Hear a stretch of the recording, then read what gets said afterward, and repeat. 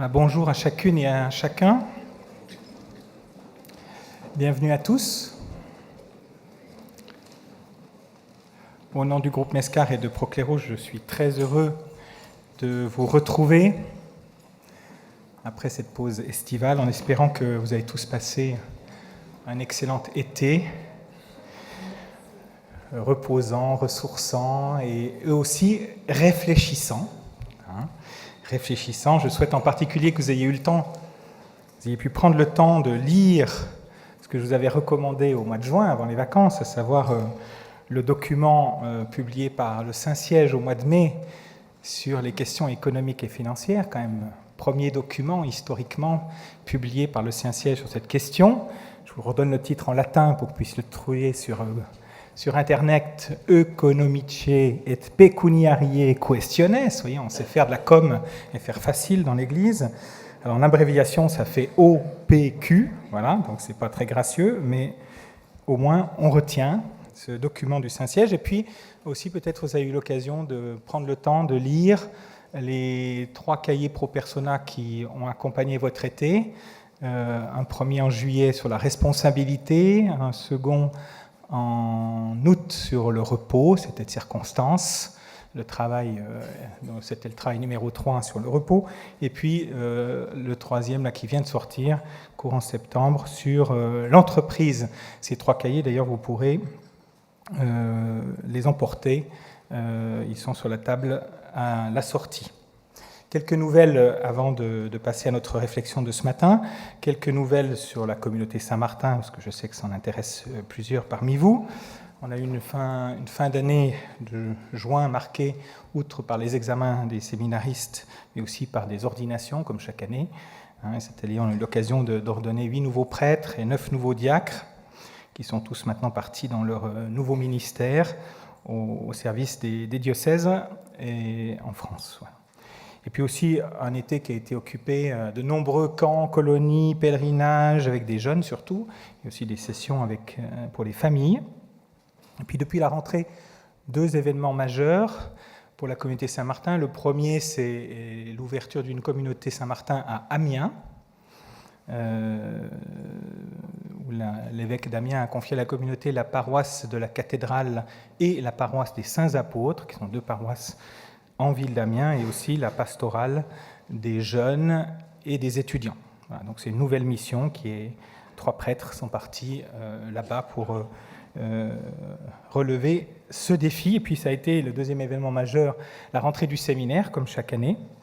Et bien voilà, cette année, une fois de plus, nous rendons grâce pour les vocations et pour les 25 propédeutiques qui nous ont rejoints. Ce qui fait quand même maintenant des gros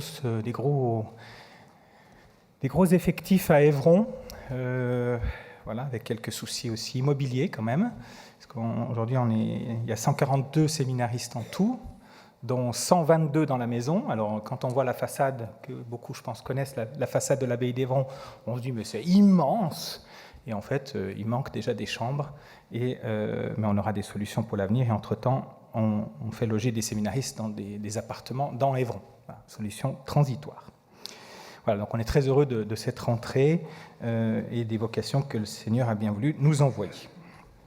Passons maintenant à notre réflexion de ce matin. Je suis heureux d'accueillir en votre nom à tous M. Olivier Ray, que je remercie d'avance de nous partager sa réflexion. Olivier, vous êtes mathématicien et philosophe, un mélange pas tout à fait habituel, d'autant plus intéressant. Vous êtes chercheur au CNRS, enseignant à l'Université de Paris 1 et au sein de l'école de droit de la Sorbonne. Vous êtes auteur de nombreux ouvrages et je sais que vous avez l'intention de publier régulièrement, ce qui est super pour nourrir nos intelligences. Et je vous ai sollicité pour cette conférence parce que vous avez beaucoup réfléchi à une problématique qui est absolument nécessaire à notre réflexion sur le transhumanisme et l'éthique des nouvelles technologies, qui est un peu notre cycle, notre fil rouge depuis une année maintenant. Et cette question que vous avez travaillée, c'est la question de la limite. D'où le titre de votre conférence, et on comprend bien le sujet dans le titre, je pense. Les progrès technologiques et le discernement moral, est-il légitime de poser des limites éthiques, parce que l'éthique pose des limites, à un progrès technologique qui est fait pour justement être illimité.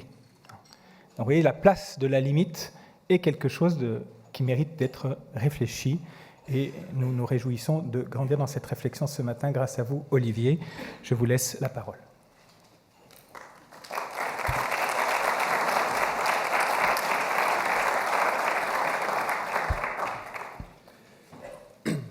Merci beaucoup pour cette présentation. Merci de votre présence à tous. Alors, la question sur laquelle j'ai été invité à réfléchir vous a été mentionnée. Est-il légitime de poser des limites éthiques à un progrès technologique potentiellement illimité ? Cette question, c'est vous-même qui me l'avez proposée. Vous m'avez d'ailleurs aimablement proposé d'en choisir une autre si celle-ci ne me convenait pas, mais j'ai préféré m'en tenir à la formulation initiale parce que je crois aux vertus des exercices imposés.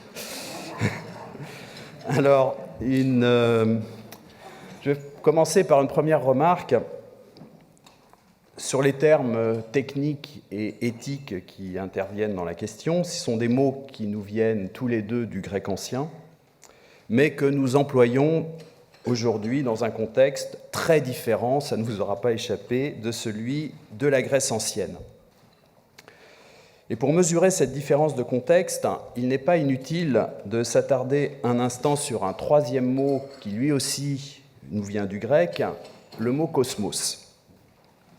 Dans la langue grecque archaïque, le mot cosmos désignait un ordre, un bon ordre, la beauté résultant d'une disposition harmonieuse. Je voudrais d'ailleurs faire signaler que ce sens premier du mot cosmos en grec s'entend encore en français moderne dans le terme cosmétique, qui est de la même racine, et qui est quelque chose qui est là pour nous donner une belle apparence, pour rendre nos traits plus harmonieux. Chez Homère, dans l'Iliade ou l'Odyssée, le vocable apparaît très souvent, mais toujours, ou presque toujours, dans l'expression katakosmon, qui signifie selon la coutume, comme il sied, comme il convient.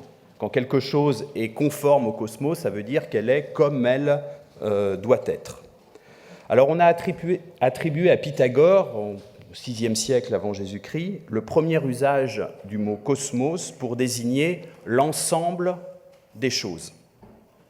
Et c'est ce sens-là qui a survécu dans nos langues modernes, puisque quand on parle aujourd'hui de cosmos, effectivement, ça renvoie à quelque chose comme l'ensemble de ce qui est. Mais évidemment, le choix des philosophes, prendre ce mot cosmos pour désigner l'ensemble de ce qui est, n'était pas neutre. Ça voulait dire que l'ensemble des choses était d'emblée perçu dans la philosophie ancienne comme un tout bien ordonné, bien partagé, où chaque élément occupait la place qui lui revenait. Alors, avant l'apparition de la philosophie, le caractère cosmique, si l'on peut dire, du réel n'était pas ignoré, mais il était au contraire une évidence qu'il n'y avait pas de mots pour l'exprimer. Il fallut l'espace de pensée ouvert par la philosophie pour l'expliciter, et à ce moment-là, le mot cosmos va s'opposer au chaos. Héraclite, Empédocle, Anaxagore ont employé le mot en ce sens avant que l'usage ne devienne courant à l'époque classique, à partir de Platon. Je peux vous citer un propos de Socrate dans un des les plus célèbres dialogues de Platon, qui est le Gorgias. Socrate s'adresse à son adversaire Calliclès et il lui dit « Les savants Calliclès affirment que le ciel et la terre, les dieux et les hommes sont liés ensemble par l'amitié, le respect de l'ordre, la modération et la justice, et pour cette raison, ils appellent le tout cosmos, Alors vous voyez, vous pourrez dire que c'est tautologique, puisque si cosmos c'est le tout, pour nous aujourd'hui, appeler le tout cosmos, ça veut, en fait pour un grec, appeler le tout cosmos, ça voulait dire le tout est un bon ordre, est un ordre harmonieux. Il l'appelle donc cosmos, non le désordre, ni le dérèglement.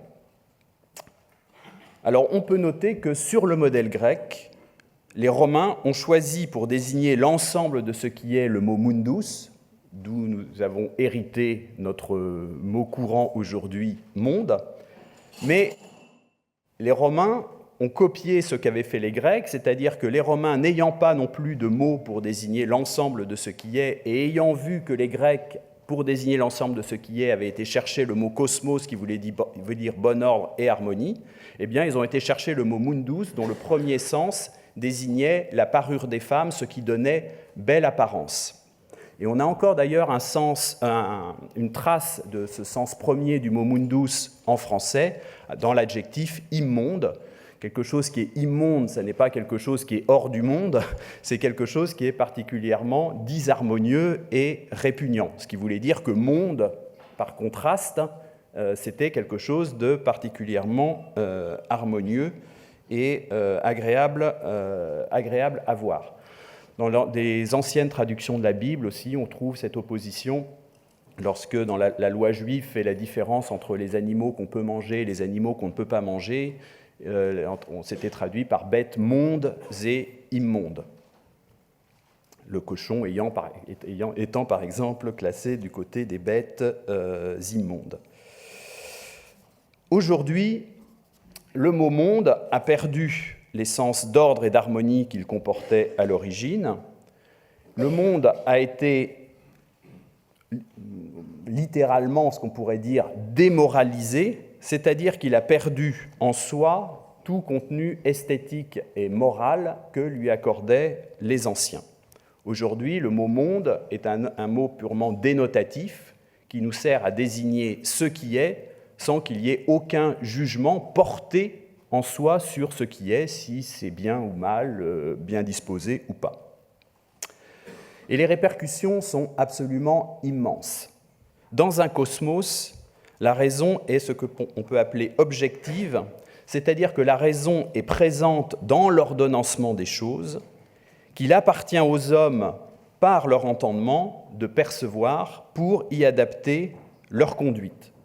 On peut s'étonner, par exemple, que chez Aristote, le philosophe Aristote, la majeure partie de son œuvre, c'est une étude de la nature. Mais c'est tout, et par ailleurs, à côté de cela, on sait qu'il y a des livres consacrés à ce qu'on appelle aujourd'hui la métaphysique, et puis à l'éthique. Alors, qu'est-ce que vient faire chez Aristote cette juxtaposition entre des études de la nature et l'éthique ? Eh bien, c'est parce que si l'ensemble de ce qui est conçu comme cosmos, c'est-à-dire comme un tout harmonieux, quel est le but de l'éthique ? C'est d'insérer le mieux possible l'être humain à l'intérieur de ce cosmos. Mais évidemment, pour l'insérer le mieux possible à l'intérieur de ce cosmos, de cet ordre harmonieux, il faut le connaître.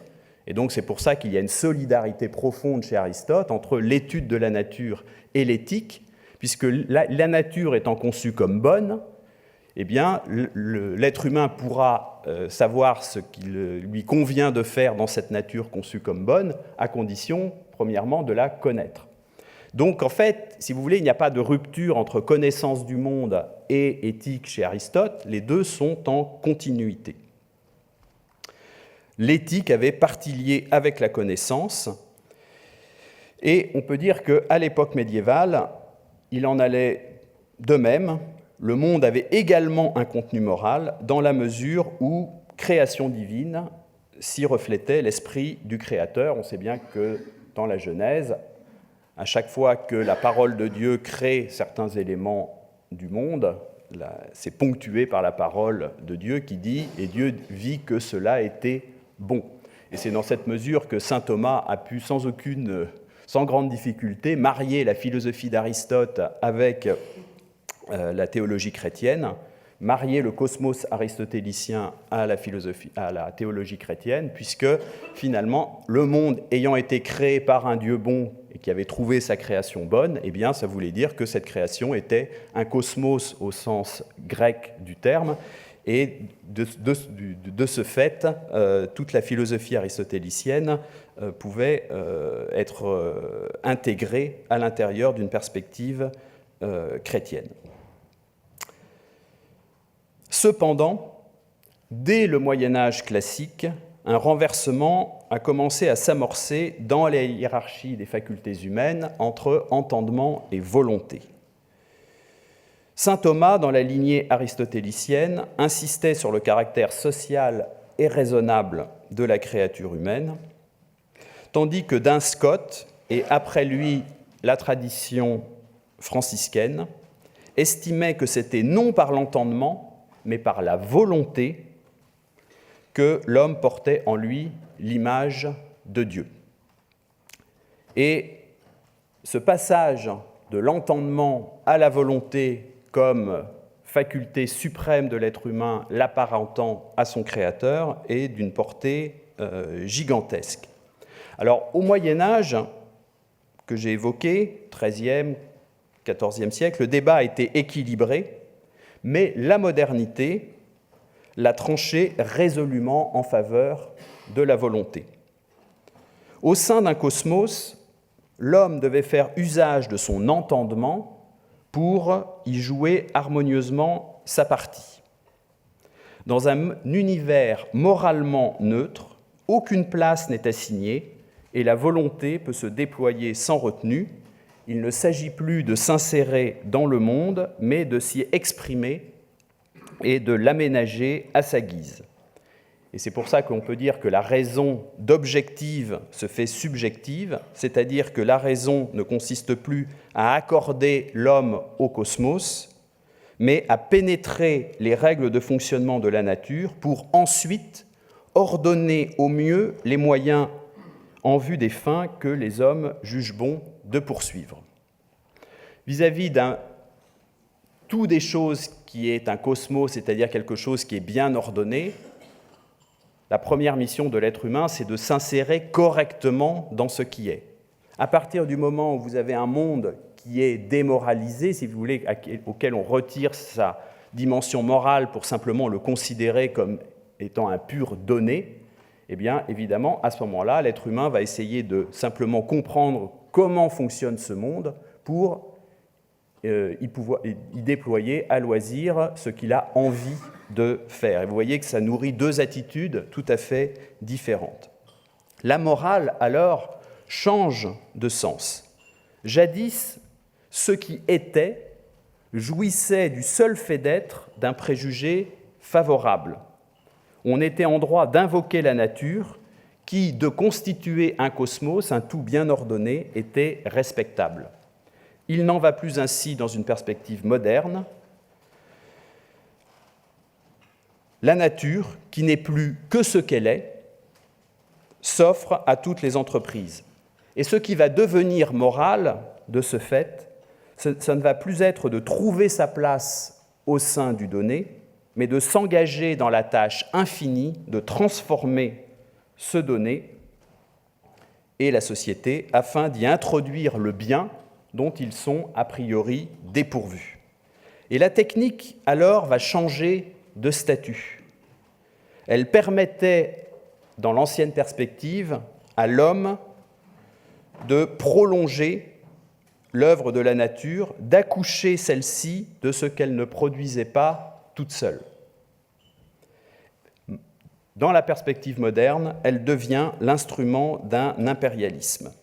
Je cite Rémi Brague, « Les anciens et les médiévaux n'ignoraient nullement la technique, mais ces résultats n'étaient pas considérés comme apportant un bien qui aurait dépassé le niveau de l'utile et du commode.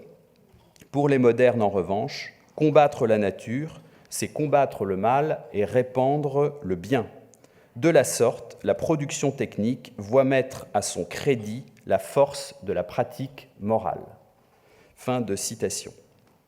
Si je grossissais le trait, on pourrait dire que dans une perspective ancienne et médiévale, à partir du moment où le monde en lui-même a une valeur morale, ce qui est moral pour l'être humain, c'est de s'insérer le mieux possible dans le monde qui lui est donné. Pour le moderne, en revanche, ce qui va devenir moral, c'est de transformer le monde pour aménager à l'être humain un séjour qui lui convienne le mieux. Je peux également citer ici Hans Jonas, dans son livre « Le principe responsabilité ». Jonas écrit « Dans ces temps anciens, la technique était une concession adéquate à la nécessité et non la route vers le but électif de l'humanité. Un moyen avec un degré fini d'adéquation à des fins proches, nettement définies. Aujourd'hui, sous la forme de la technique moderne, la techné, grecque, s'est transformée en poussée en avant infinie de l'espèce et en son entreprise la plus importante. » Donc là, il saisit extrêmement bien, ces deux auteurs que je viens de citer, Rémi Brague et Hans Jonas, saisissent extrêmement bien le changement radical de rapport à la technique engendré par la différence de perspective sur le monde entre les périodes anciennes et médiévales et l'époque moderne. Alors, je note que dans la question initialement posée, que je rappelle, est-il légitime de poser des limites éthiques à un progrès technologique potentiellement illimité ? Il n'était pas question de technique, comme j'ai fait semblant de le croire jusqu'à maintenant, mais de technologie. Alors on pourrait voir dans le passage d'un terme à l'autre le simple effet d'une contamination du français par l'anglais, puisqu'on sait bien que les anglo-saxons emploient beaucoup plus volontiers que nous, depuis longtemps, très volontiers, le terme « technology ». Pour ma part, je préfère voir dans ce glissement entre technique et technologie la marque d'une mutation que le fait de s'en tenir au seul terme technique dissimulerait. La technique, au sens ancien du terme, désignait un ensemble de savoir-faire que les hommes se transmettaient de génération en génération en les perfectionnant, comme l'art du forgeron ou du tailleur de pierre. Mais avec la science moderne telle qu'elle s'est constituée à partir du XVIIe siècle, la technique est entrée dans un nouveau régime. Elle est devenue ce que je me plais à appeler technologie, c'est-à-dire une technique solidaire du logos scientifique. Vous voyez, en fait, auparavant, la technique, c'était essentiellement une affaire d'artisans. Désormais, la technologie va devenir d'abord une affaire de scientifiques et d'ingénieurs. La technique est devenue technologie, c'est-à-dire qu'elle est en continuité avec la science. Ainsi, par exemple, les bombes et les centrales issues de la physique nucléaire ou les ordinateurs et autres appareils dits numériques issus de l'algorithmique et de la physique des semi-conducteurs. On voit bien que ce sont des choses dont on n'aurait même jamais pu avoir seulement idée s'il n'y avait pas eu la science moderne. Alors si, je rappelle une fois de plus la question initiale, est-il légitime de poser des limites éthiques à un progrès technologique potentiellement illimité ? Je dirais que du point de vue moderne, la réponse est non. Non, puisque dans la perspective moderne, le progrès technologique fait partie de l'accomplissement de l'humanité en tant que telle. L'humanité doit progresser technologiquement pour être fidèle à elle-même. Vis-à-vis d'un monde qui n'a plus de portée morale, il n'y a pas de raison non plus de mettre aucune limite morale au progrès technologique. Cependant, comme chacun sait, nous ne sommes plus modernes, nous sommes devenus postmodernes. Alors, qu'est-ce que cela signifie ? Alors, le terme de postmodernité est en lui-même très pauvre. Il indique une sortie de la modernité sans donner aucune indication sur ce qui caractérise cette sortie. Au-delà de la simple succession temporelle, il ne dit rien sur ce qui inscrit la postmodernité dans la continuité de la modernité et sur ce qui, d'autre part, l'en distingue. Alors, parmi ceux qui ont essayé de clarifier la différence entre modernité et postmodernité, je dois mentionner Jean-François Lyotard, auteur en 1979 d'un livre qui s'appelle « La condition postmoderne ». Selon Lyotard, l'élément le plus déterminant dans le passage de la modernité à la postmodernité est un changement dans le rapport à la science. Schématiquement, dit Lyotard, deux grands récits ont porté le développement de la science au cours des derniers siècles, disons depuis l'apparition de la science moderne au début du XVIIe siècle. Premier grand récit qui s'est marié à des aspirations politiques, c'est le récit de l'émancipation. En dissipant les superstitions et en dévoilant le monde dans sa vérité, la science moderne devait permettre aux hommes de se libérer de leurs anciennes tutelles, de prendre leur destin en main, d'accéder à l'autonomie et de soulager leurs peines en transformant le monde à leur gré. La science était là pour permettre à l'humanité, enfin, d'accéder à un âge adulte, à une autonomie par rapport aux anciennes puissances qu'elle fantasmait autour d'elle auparavant. Le second grand récit qui a accompagné le développement de la science au cours des derniers siècles et qui a présidé à l'essor et à la réussite extraordinaire de l'université allemande au XIXe siècle est le récit spéculatif. La science était conçue comme accomplissement de la vie de l'esprit, réalisation dans l'histoire de l'esprit universel. Alors il se trouve que le XXe siècle a mis à mal ces deux grands récits, puisque les événements ont montré que la science pouvait aussi bien servir à l'asservissement de l'homme qu'à son émancipation, aussi bien menacer l'être humain que lui venir en aide, et n'offrait aucune garantie contre la nuit de l'esprit.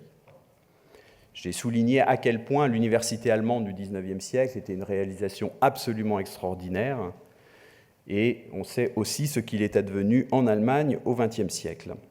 Et donc là, on voit que l'université allemande n'a absolument pas été une garantie de quelque ordre que ce soit contre les tourmentes politiques du siècle suivant. Donc le lien automatique entre le progrès technoscientifique et le progrès humain s'est défait. Et pour Lyotard, finalement, ce serait peut-être ça le nœud du passage de la modernité à la postmodernité. Évidemment, la science continue de progresser, la technologie aussi, mais le rapport que nous avons avec ces deux instances, lui, a changé. En gros, c'était un rapport de confiance, alors qu'on serait passé à un rapport beaucoup plus circonspect, plutôt teinté de méfiance. Alors évidemment, ces deux attitudes, ce n'est pas que la confiance a disparu et que la méfiance auparavant n'existait pas, c'est une question de teneur du mélange. Disons qu'auparavant, on pouvait dire que c'était la confiance qui dominait, alors qu'aujourd'hui, ce ne serait plus le cas. Donc évidemment, encore une fois, j'insiste sur ce fait, c'est pas du tout entre modernité et postmodernité le fait que le progrès technoscientifique aurait cessé, tant s'en faut. Et j'évoquerai dans un instant des facteurs très puissants qui entretiennent ce progrès. Cela signifie que la continuation, voire la radicalisation de la dynamique moderne s'accompagne d'un doute croissant sur le caractère positif de cette dynamique. Et je m'en tiendrai ce matin au versant technologique de l'affaire, puisque c'est lui qui nous intéresse.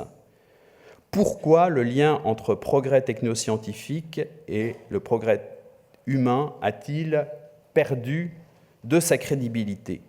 La chose tient en grande partie au changement d'échelle de l'impact technologique sur la nature et la société. Alors, sur la nature, depuis qu'il est des hommes sur la Terre, ceux-ci ont toujours perçu la nature comme si vaste et si puissante par rapport à eux que les actions humaines les plus décidées ne pouvaient jamais que, au plus, égratigner la nature. Mais voilà que, depuis quelques dizaines d'années, est apparu un nouveau terme dans notre vocabulaire, le terme d'anthropocène, et qui témoigne d'un changement d'attitude humaine vis-à-vis de la nature. Dans la seconde moitié du XXe siècle, les activités humaines ont atteint un tel degré que les effets de ces activités se mettent à concurrencer ou à dépasser les modifications de l'environnement et du climat induites par les forces naturelles. On peut multiplier les exemples, il y en a un parmi d'autres qui me vient à l'esprit, c'est qu'aujourd'hui, chaque année, l'humanité produit plus de déchets que l'érosion ne produit de sédiments. Et donc vous voyez que la force transformatrice à la surface de la Terre, aujourd'hui, eh bien, les activités humaines dépassent l'ampleur des forces géologiques.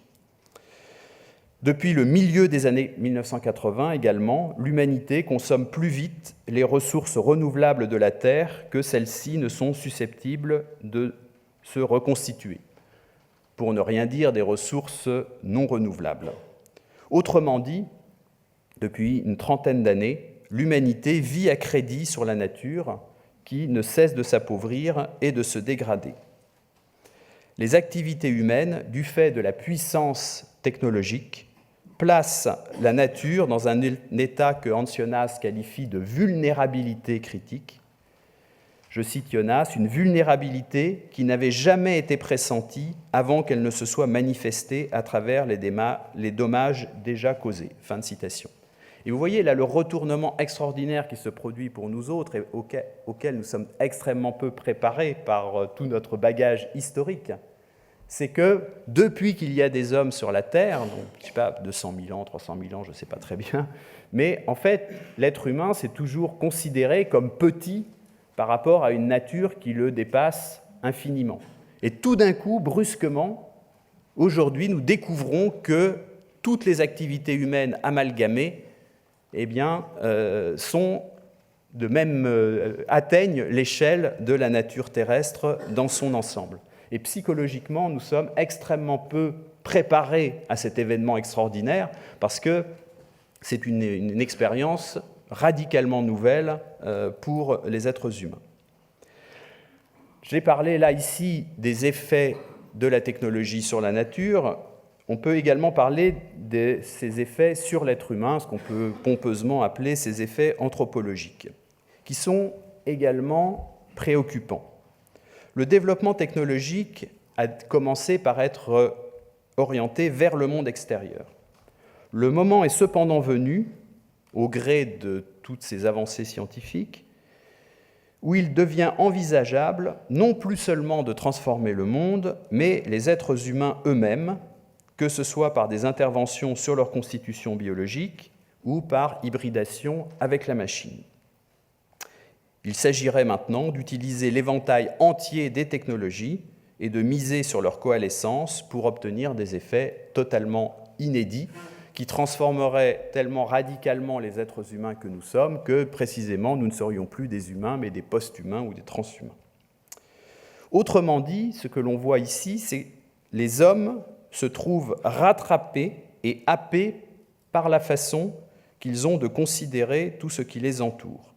C'est pourquoi le règne de l'homme, pour reprendre un terme du dernier livre le titre du dernier livre de Rémi Brague, le règne de l'homme sur une nature neutralisée, célébré par la modernité, ne saurait être qu'au transitoire. Il semblerait que le souverain soit appelé à se dissoudre dans ce sur quoi il règne, le manipulateur à devenir objet de ses propres manipulations. Dans un monde purgé de ses fins, réduit à n'être qu'un réservoir de moyens au service des finalités humaines, ces finalités se dissolvent à leur tour, plus exactement, la seule finalité qui demeure est le déploiement toujours accru de moyens dont les êtres humains se mettent à faire eux-mêmes partie. Et on aboutit à une situation où, selon la formule heideggerienne, la puissance est seule à être puissante et s'exerce aux dépens de ceux qui étaient censés en disposer. En 1951, Heidegger écrivait « L'homme étant la plus importante des matières premières, on peut compter qu'un jour, on édifiera des fabriques pour la production artificielle de cette matière première. » Fin de citation. Bon, il semble que, vous voyez, 70 ans plus tard à peu près, ce jour semble de plus en plus proche. Alors, on pourrait ajouter à cela que la menace que l'hégémonie technologique fait peser sur l'humain concerne aussi bien sa constitution physique, via l'intervention sur le génome ou l'hybridation avec la machine, que sa constitution psychique. Il n'est pas dit qu'un environnement technologisé à outrance soit des plus sains pour permettre à un enfant humain de devenir un adulte accompli. En bref, la technologie, chef-d'œuvre de l'intelligence humaine, pourrait devenir un vecteur de déshumanisation et de décivilisation. Et puis un dernier aspect que je voudrais signaler a trait à l'incidence du progrès technologique sur nos modes de vie. D'un côté, la technologie se présente comme ce qui doit accroître notre liberté en augmentant nos possibilités d'action sur le monde et dans le monde. Mais d'un autre côté, la technologisation du monde nous impose aussi certains modes de vie qui restreignent d'autant notre liberté effective.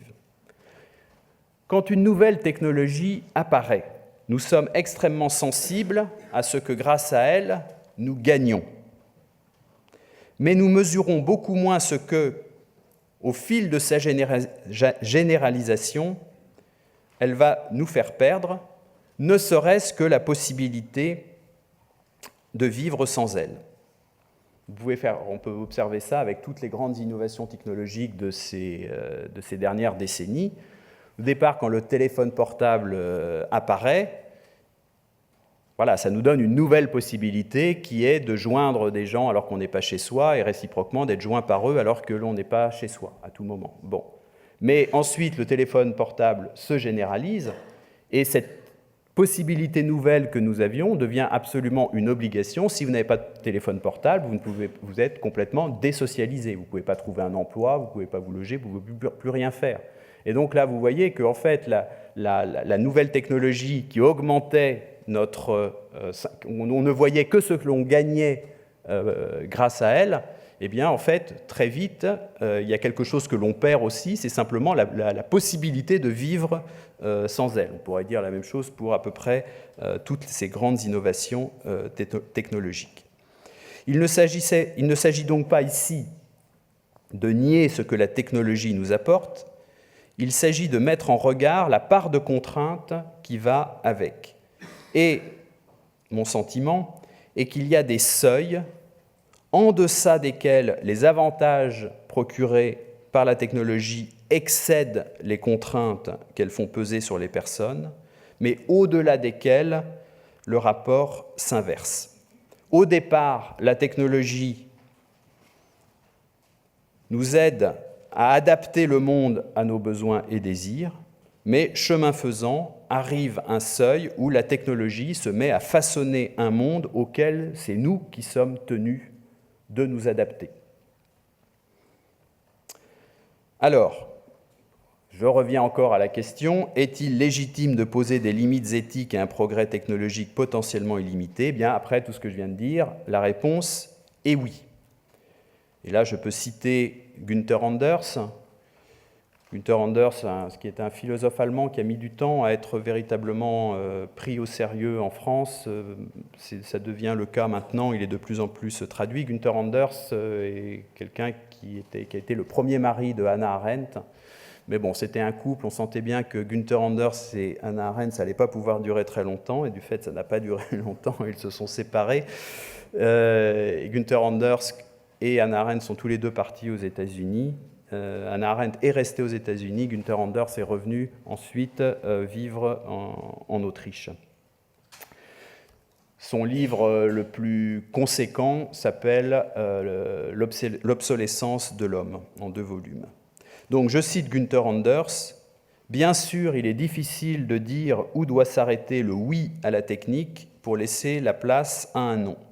L'une des tâches principales de la philosophie de la technique sera de découvrir et de déterminer le point dialectique où notre oui doit se transformer en scepticisme ou en non inflexible. » Vous voyez ce qui est intéressant dans la position de Anders, on a des débats régulièrement extrêmement stupides entre d'un côté technophile et de l'autre technophobe. Alors le technophile, c'est la technique est bonne en elle-même et plus il y a de technique, mieux c'est.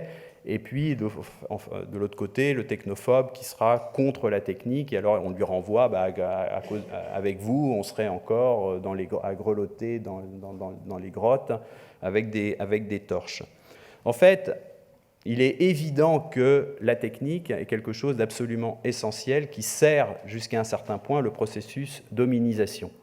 Mais qu'elle serve le processus d'hominisation ne veut pas dire que, en fait, dans toutes les circonstances, c'est le cas. Et ce que dit Anders, c'est qu'il y a des seuils, justement, où ce qui était bénéfique peut devenir maléfique. Alors, l'objection classique à quiconque prétend assigner des limites à la technique est « pourquoi placer la frontière ici plutôt que là ?» Alors, de la difficulté à répondre avec précision à cette question et de la dose d'arbitraire qu'il y a en toute réponse, on tire argument pour récuser l'idée même de limite en la matière. Bon, je trouve que c'est un argument assez faible, parce que c'est comme si de la frontière floue sur ce qu'il convient ou non d'interdire, et entre les actes délictueux et ceux qui ne le sont pas, on concluait qu'il faut renoncer à édicter des lois et à exercer la justice. Bien sûr, il y a des cas litigieux, mais les cas litigieux sont là pour provoquer le jugement et non pas pour inviter à renoncer à tout jugement. Alors ici, je vais évoquer un instant, pour une raison qui apparaîtra immédiatement, un personnage qui mériterait d'être davantage connu. Je veux parler de Leopold Kohr. Kohr, ça s'écrit K-O-H-R. C'est un Autrichien né en 1909 à Oberndorf, près de Salzbourg. Leopold Kohr a quitté l'Autriche après l'Anschluss pour s'installer aux États-Unis. De 1943 à 1955, il a enseigné l'économie et la philosophie politique à l'université de Rutgers, dans le New Jersey, avant de devenir professeur d'économie et d'administration publique à l'université de Porto Rico. Et puis il est revenu plus tard s'installer en Europe, où il s'est éteint en 1994. Kohr a publié en 1957 un livre très important intitulé « The Breakdown of Nations ». Je le cite en anglais, je suis désolé, parce qu'il n'a pas été traduit pour l'instant en français. On pourrait traduire par « l'effondrement des nations », mais quand on lit le livre, on s'aperçoit plutôt ce que désigne Kohr, c'est plutôt l'effondrement des grandes puissances.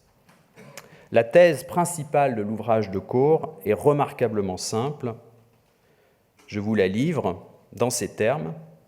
Kohr écrit « Il semble qu'il n'y ait qu'une seule cause derrière toutes les formes de misère sociale, la taille excessive, bigness en anglais.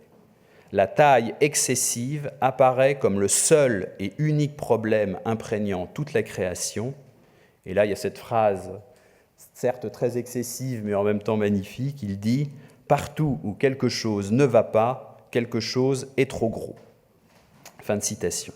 Alors, comme je viens de le dire, telle quelle, cette proposition est pour le moins exagérée, mais elle a pour moi un immense mérite, celui d'attirer l'attention sur l'importance cruciale des questions d'échelle, beaucoup trop souvent ignorées par la pensée moderne. Considérant que la plupart des mots contemporains sont liés à des tailles excessives, et en tout cas ne sauraient être traités sans une décroissance en taille, Kohr a consacré un chapitre de son livre à examiner si une telle décroissance en taille serait possible. Le chapitre a pour titre « The Elimination of Great Powers, Can it be done ?» L'élimination des grandes puissances, est-ce que cela peut être réalisé? Alors, il écrit tout son chapitre et il conclut qu'effectivement, ça pourrait être réalisé. Et puis, le chapitre suivant a pour titre « But ». Will it be done? Mais est-ce que cela sera réalisé? Et ce chapitre est le plus court qui ait jamais été écrit dans toute la littérature mondiale, puisqu'il ne compte qu'un seul mot, et qui plus est un mot de 2 lettres, no. Voilà. Alors, j'ai évoqué ce cas parce qu'il me semble que la situation concernant les limites qu'il conviendrait de poser à la technologisation de nos existences est assez similaire. De telles limites seraient-elles souhaitables, concevables? Oui. Allons-nous mettre de telles limites? Non. Il suffit pour s'en convaincre de constater la faillite de ce qu'on appelle la bioéthique. En théorie, la bioéthique a été instituée pour mettre des limites aux entreprises technologiques sur le corps humain. C'est justement la bioéthique est apparue au moment où le développement technologique a atteint un certain stade qui permettent d'envisager de plus en plus des interventions directes, non plus sur le monde extérieur, mais sur le monde intérieur, sur le corps humain. Et alors on s'est dit, bon, voilà, il y a sans doute des problèmes, on va créer des comités de bioéthique pour surveiller la chose. Mais en pratique, la bioéthique consiste à approuver ce que l'éthique réprouve.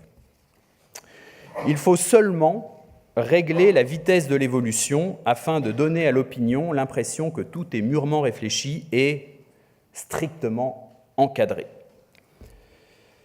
Comme l'avoue benoîtement dans le cas français le président actuel du Comité consultatif national d'éthique pour les sciences de la vie et de la santé, le professeur de médecine Jean-François Delfraissy, je le cite, « Je considère que l'un des objectifs est d'arriver à un équilibre entre les avancées de la science et les avancées de la société. Parfois, c'est la science qui avance très vite et la société qui est en retard. Parfois, la société avance plus vite. Entre les innovations de la science et celles de la société, il n'y a pas de bien et de mal. Il y a un équilibre à trouver qui doit s'inscrire dans la notion de progrès. » Fin de citation.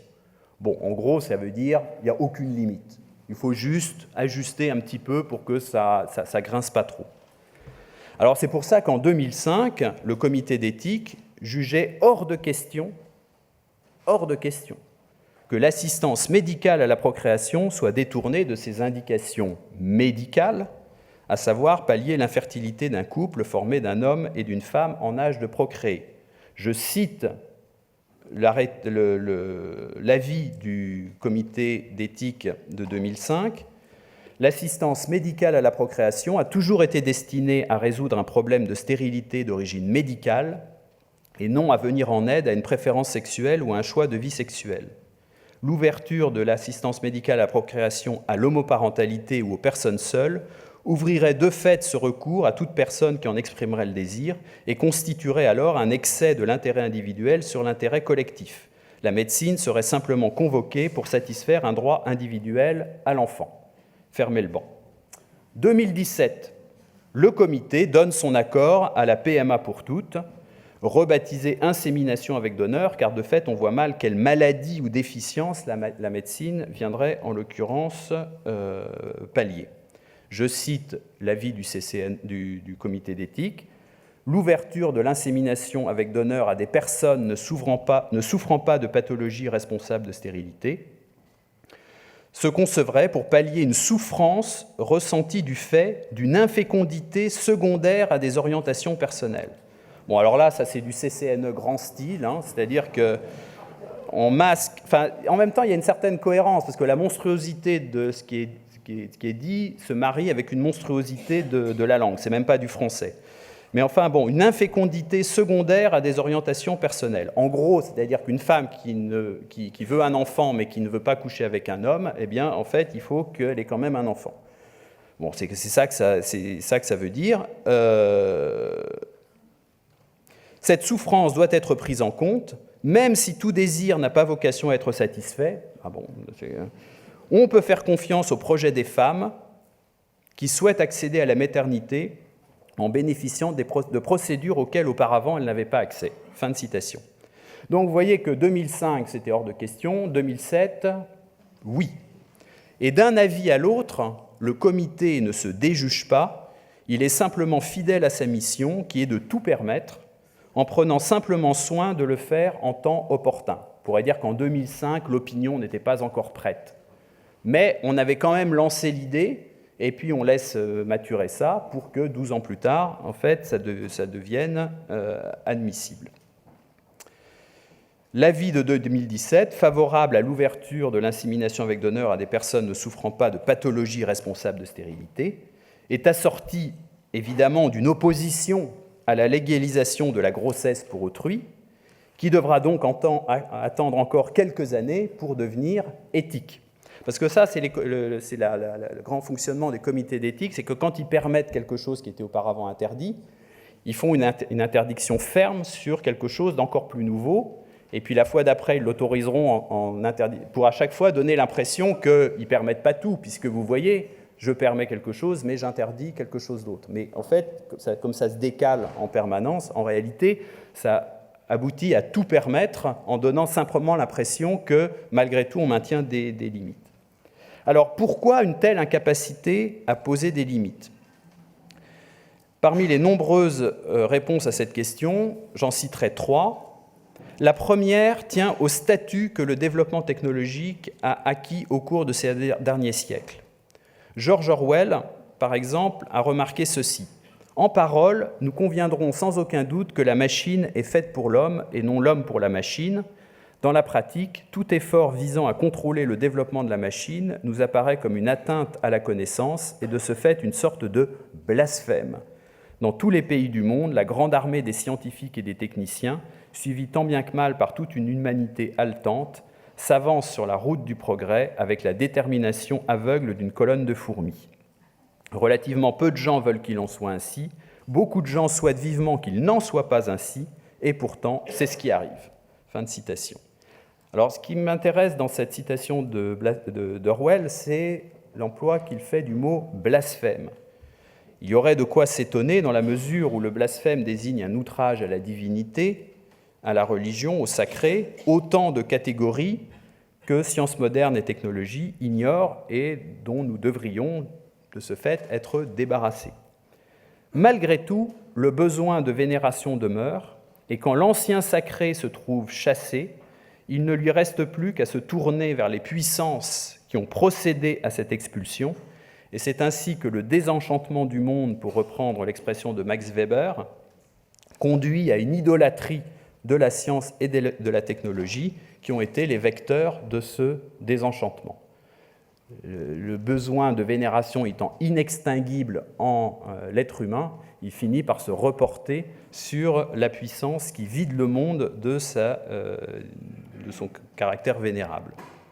La deuxième raison tient, qui fait qu'il est très difficile de mettre des limites, tient en conformité avec l'idéologie libérale dominante au rétrécissement de l'éthique à la considération presque exclusive des droits et libertés individuels. Alors, comme toute limite posée à certains développements technologiques peut être contestée en tant qu'elle porterait atteinte à la liberté de ceux qui réclament de tels développements ou leur sont favorables, l'entreprise de limitation s'avère juridiquement presque impossible. Et je vais donner tout de suite un exemple récent. Un couple d'Italiens qui avait donné naissance à un premier enfant atteint de mucoviscidose réclamait l'accès aux techniques de fécondation in vitro et de diagnostic préimplantatoire pour s'assurer qu'un deuxième enfant naîtrait indemne de cette maladie. Mais l'État italien, qui interdisait le diagnostic préimplantatoire et donc refusait à ce couple l'accès à une telle technique. Le couple s'est adressé à la Cour européenne des droits de l'homme et a obtenu gain de cause en 2012. Alors, dans le cas d'espèce, je pense qu'il y avait des arguments à faire valoir en faveur de la demande des parents. Mais la Cour européenne des droits de l'homme ne s'est pas contentée de donner raison aux requérants. Elle a invoqué, je cite, « leur droit de mettre au monde un enfant qui ne soit pas affecté par la maladie dont ils sont porteurs sains ». Fin de citation. Et donc, en fait, on voit que là, la Cour européenne des droits de l'homme dit que l'accès au diagnostic préimplantatoire, en fait, ça devient un droit de l'homme. On voit sur ce cas que toute limite fixée collectivement, ici par l'État italien, est appelée à être renversée au nom du droit des individus. Vous voyez, l'État italien, en tant qu'État italien, avait dit peut-être que ça se pratique dans d'autres pays, mais nous, en Italie, on ne le fait pas. Eh bien, en fait, un Italien peut en appeler contre son État à une cour supérieure qui va dire non, à l'État italien, vous portez atteinte aux droits individuels de ces personnes et donc vous êtes obligé d'accéder à leur demande. Et vous voyez qu'à ce moment-là, on ne se pose absolument pas la question du monde global que crée le fait que les individus aient tous accès à ce type de technique. Quand on y réfléchit un tout petit peu, c'est quand même frappant. Ethos, en grec, ça voulait dire d'abord habitude, mœurs.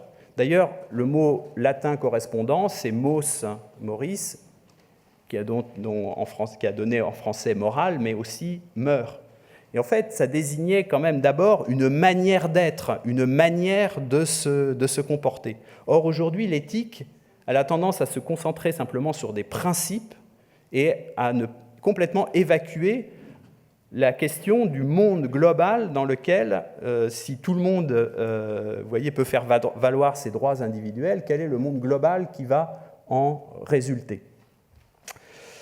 Alors, troisième raison qui rend si difficile de poser quelques limites que ce soit au développement technologique, c'est qu'un tel développement est inscrit dans la logique du système au sein duquel nous vivons et en dehors duquel nous avons désappris à vivre.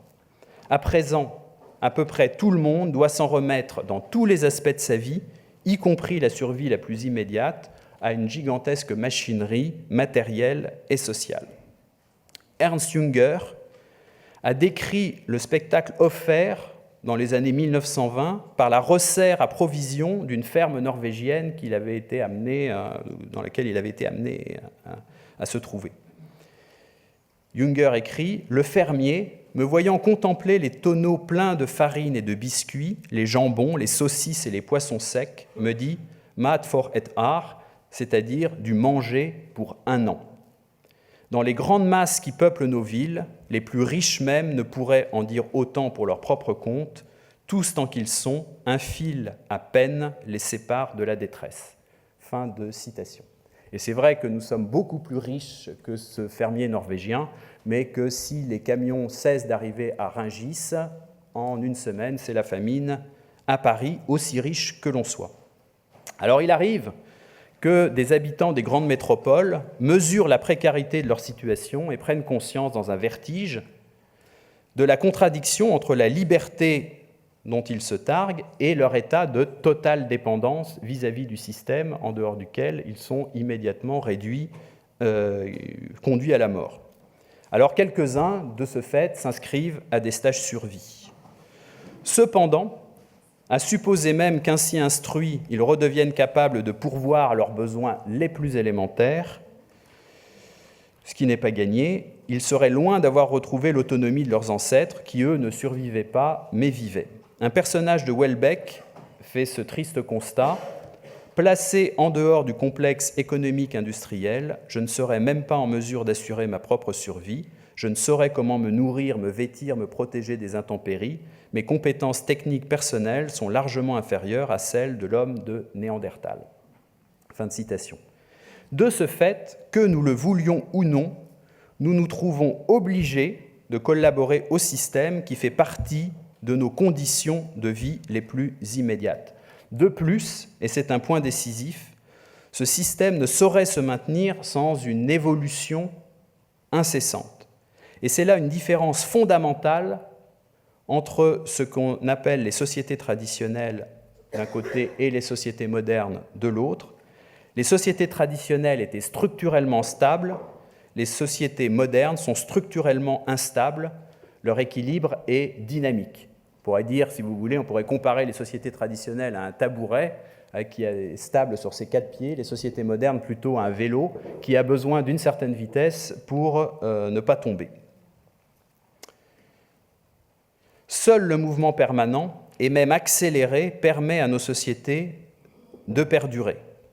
Ce qu'on appelle la croissance fait partie de leurs conditions d'existence, croissance dont on sait que les innovations technologiques sont un des principaux carburants. Et on comprend alors pourquoi des limites au développement technologique sont si difficiles, encore une fois, à poser.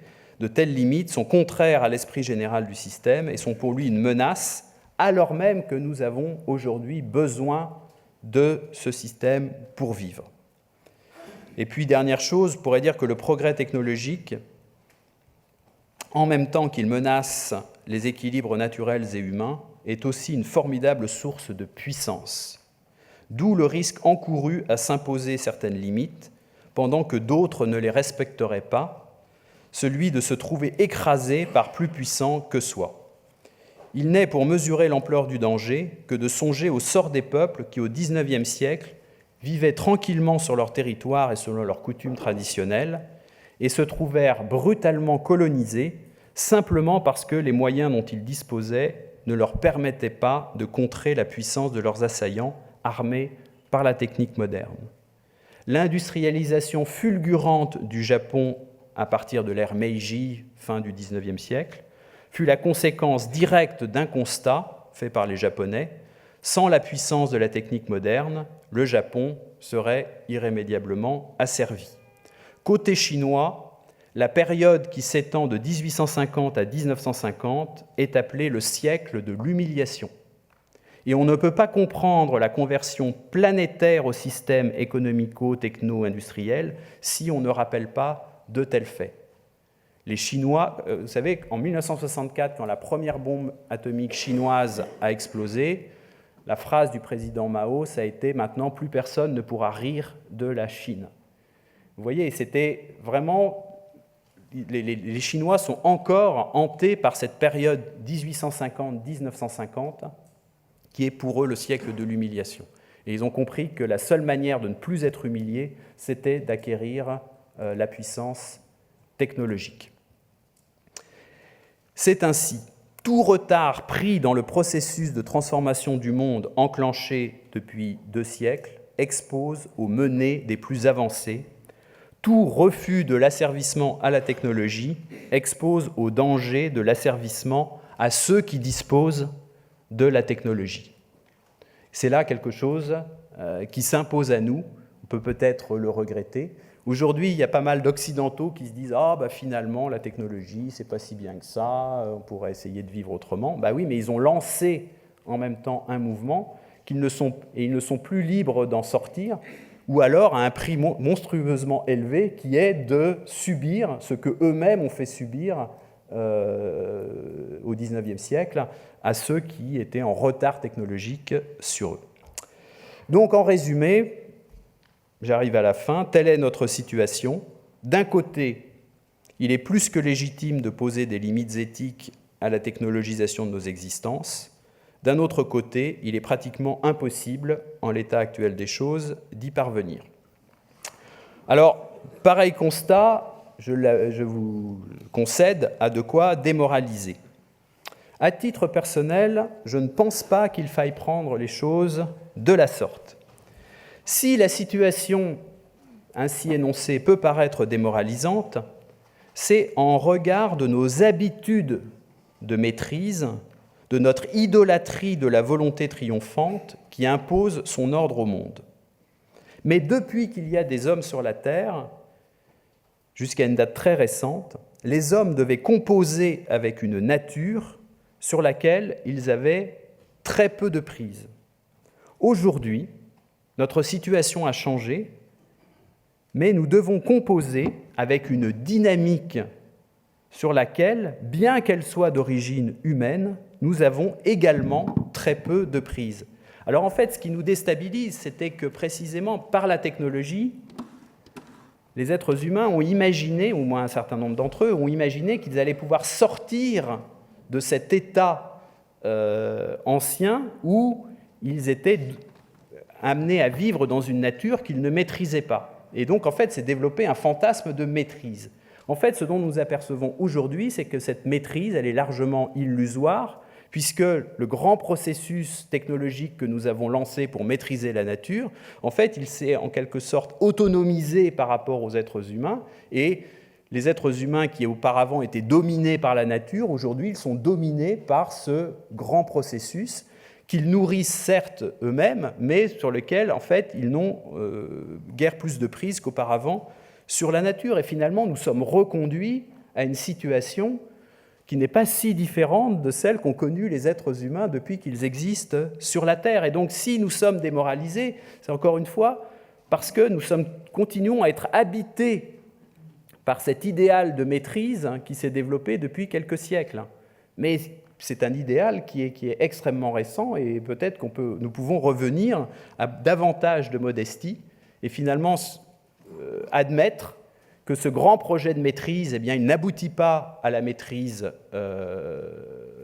annoncée et qu'il nous reconduit à une situation plus précaire, mais qui, après tout, fait partie aussi de la condition humaine.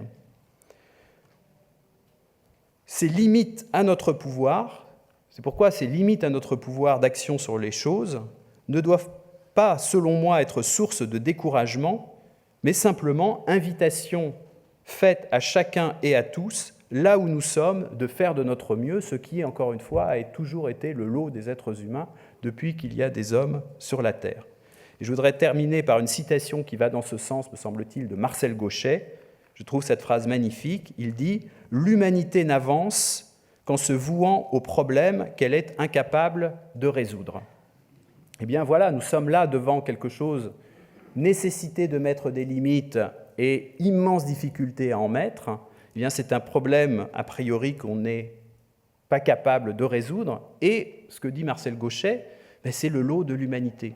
L'humanité, elle est là pour se confronter à des problèmes qu'elle est incapable de résoudre, mais c'est malgré tout en se confrontant à ces problèmes-là qu'elle s'accomplit en tant qu'humanité. Elle s'accomplit en tant qu'humanité, non pas en maîtrisant tout, mais sans cesse en s'affrontant à un monde que nous ne maîtrisons pas. Voilà, je vous remercie.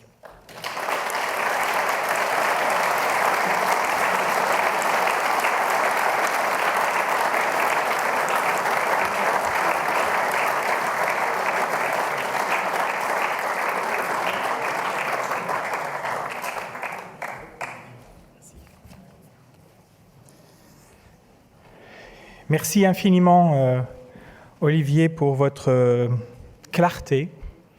Vous nous avez édifié, je pense. Moi, je bénis le fait d'avoir des philosophes quand même. Qu'est-ce que c'est précieux d'avoir des philosophes qui arrivent à nous faire monter dans notre intelligence, à avoir un regard haut. On prend les choses par le haut, par l'histoire, toute cette première partie sur l'Antiquité, sur l'époque moderne, postmoderne, ce passage à l'époque postmoderne, et puis en même temps d'arriver dans les choses très concrètes. Toutes les analyses que vous faites, on les perçoit, on les sent bien, on est même dedans, on est même un peu la tête dans le guidon de tout cela. Et j'ai beaucoup apprécié, Olivier, le fait qu'on ne soit pas dans un discours binaire entre technophile et technophobe, qui est assez stérile de fait, mais au contraire dans comment on va avancer sur ce chemin. Et j'ai trouvé très intéressant le fait de se poser la question « Que gagnons-nous par la technologie ?» Ça, on se la pose. Et on le vit très concrètement. Mais que perdons-nous par la technologie ? Ça, c'est vrai que c'est une question qu'on ne se pose pas habituellement, qui est l'impact négatif de cette technologie dans nos vies concrètes déjà, puis bien sûr dans la vie des entreprises, que ce soit économique, des sociétés financières, etc. Quel impact négatif sur la vie de famille, etc. Alors bon, on sait... c'est pénible quand les petits-enfants sont sur leur tablette pendant les vacances, etc., etc. Puis en même temps, ça arrange bien les parents, ça, ils sont tranquilles un petit peu de temps. Voilà, donc, que gagnons-nous, que perdons-nous ? En fait, toutes ces questions qu'on a besoin de se poser, ces seuils dont vous avez parlé, c'est intéressant, ces seuils à partir desquels, justement, les avantages et les inconvénients, comment cela s'agence par rapport à l'autre. Et puis, votre finale... alors, toutes les raisons pour lesquelles on n'arrive pas à poser la limite, ça, on le sent, mais alors on le touchait en vous écoutant. Moi, ça m'a vraiment bien éclairé. Et puis votre finale, où il faut lâcher l'idéal de la maîtrise. Et là, vous me permettrez un petit mot de prêtre. C'est que je pense justement que la vie spirituelle est le lieu par excellence de l'apprentissage du lâcher-prise, de faire confiance, de s'abandonner.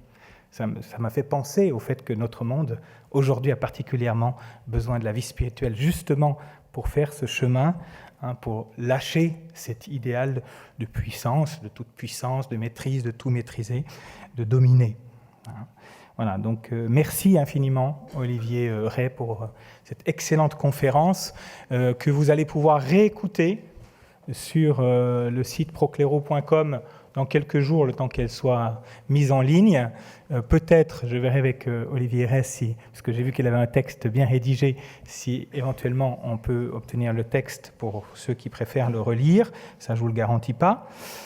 Et puis, je vous donne 2 petites informations avant de terminer. La première, elle concerne Pro Persona, en vous invitant à prendre les cahiers qui sont sortis récemment.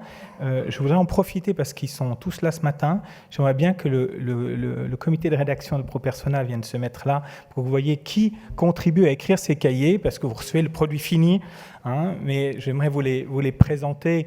Vous les connaissez peut-être un petit peu tous. Donc il y a don Jean-Rémy Lanavert qui est près de la communauté Saint-Martin, Sylvain Charton qui est depuis peu, il a été directeur adjoint de l'Institut Philanthropos à Fribourg jusqu'à juin, et maintenant il a pris la direction de l'antenne de Laval de l'Université catholique de l'Ouest. Dont Jean-Rémy, je n'ai pas assez dit, il est près de la communauté Saint-Martin, mais plusieurs d'entre vous le connaissent déjà parce qu'il a plusieurs fois pris la parole ici, et il s'occupe il est responsable du cycle de philosophie au séminaire de la communauté Saint-Martin. Ensuite, Pierre Delozin, que vous connaissez bien aussi parce qu'il a été intervenant ici, et je ne sais pas si on a le droit de présenter Pierre Delozin parce que ce serait évidemment, ça prendrait toute la matinée. Pierre a fait beaucoup de choses pour la finance, bien sûr, en France, mais aussi pour la réflexion éthique concernant la finance. Il a écrit beaucoup de livres sur le sujet. Et Cyril Brun, qui est professeur aussi en université, qui est un spécialiste de doctrine sociale, d'anthropologie, qui lui aussi a contribué par des livres à ce type de réflexion. Ce comité de rédaction qui se réunit régulièrement, nous avons passé encore la journée hier ensemble à travailler. On est maintenant assez sûr que nous pourrons continuer. Vous savez, quand on fait ce type d'expérience, on ne sait jamais si on ne va pas se lasser, s'essouffler, ne pas y arriver. C'est une aventure. Donc maintenant, on sait, par le travail qu'on fait depuis plus d'une année, on a commencé à publier en juin 2017. Aujourd'hui, il y a 18 cahiers qui ont été publiés, un par mois. On sait qu'on va tenir ce rythme. Voilà. Donc ça, c'est bon. On est calé à moins d'une tuile, mais normalement, on est bien parti pour continuer. Maintenant, notre grand défi, c'est que ce travail qui est là, qui est travail, je vous garantis, c'est parfois des accouchements qui ne sont pas sans douleur. C'est quand même un gros travail d'écrire ces cahiers.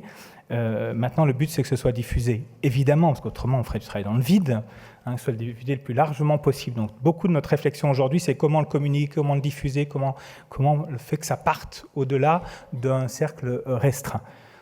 Donc, je vous dis ça pour vous encourager à vous abonner en ligne, c'est gratuit, donc voilà, le problème n'est pas là.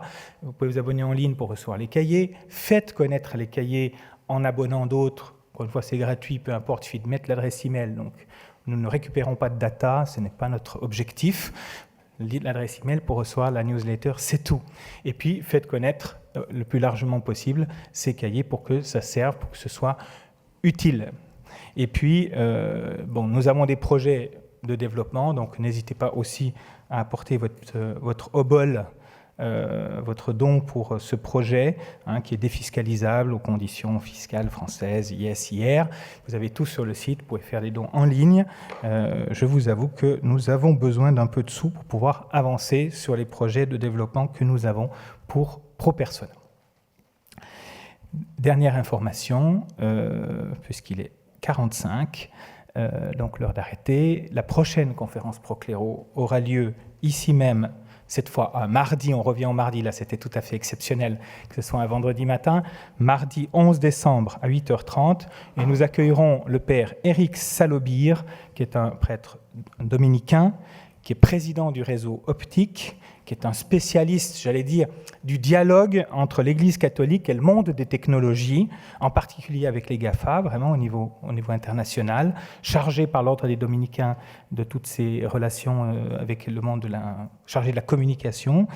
Et donc, c'est vraiment quelqu'un qui est un opérationnel des relations avec les nouvelles technologies et qui va nous apporter son expérience, qui va nous parler de cette révolution technologique et quel modèle de société elle implique et comment lui, à travers son expérience en dialogue avec les GAFA en particulier, eh bien, comment il voit les choses. Donc 11 décembre à 8h30, ici même, le père Éric Salobir. Voilà, je vous souhaite à toutes et à tous une excellente journée. Je vous remercie d'avoir participé à cette conférence et encore un immense merci à Olivier Ray.